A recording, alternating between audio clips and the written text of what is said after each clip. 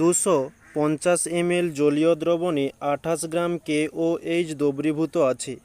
দ্রবণটির মাত্রা মোল per litre inverse এককে প্রকাশ করো, যেখানে KOH এর মানগুলো দেওয়া হয়েছে।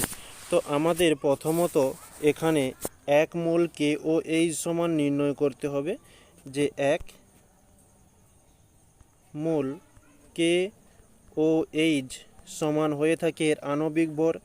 কে এর মান বলেছে 39 প্লাস ও এর মান বলেছে 16, এইচ এর 1, টোটাল এটা যোগ করলে আমরা পেয়ে যাব 56 গ্রাম KOH। তাহলে আমরা বলতে পারি 1 মোল KOH সমান 56 গ্রাম KOH।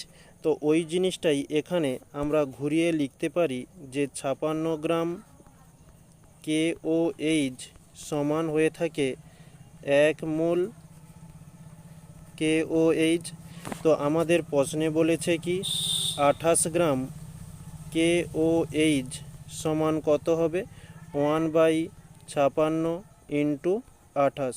তো 28 দুগুণে 56, আমরা পাচ্ছি 1/2। এটিকে ভগ্নাংশকে ভাঙলে পেয়ে যাব 0.5 মোল KOH। ওকে, তো এবারে আমরা দেখব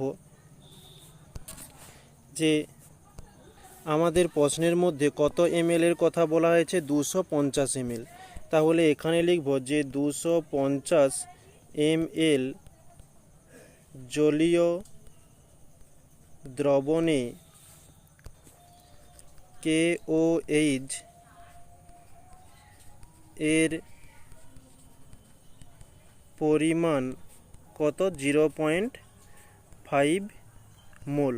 তাহলে আমাদের যেহেতু লিটার এককে বের করতে হবে, আমরা এখানে লিখতে পারি যে 1000 ml বা 1 লিটার জলীয় দ্রবণে KOH এর পরিমাণ 0.5/250 ইন্টু 1000।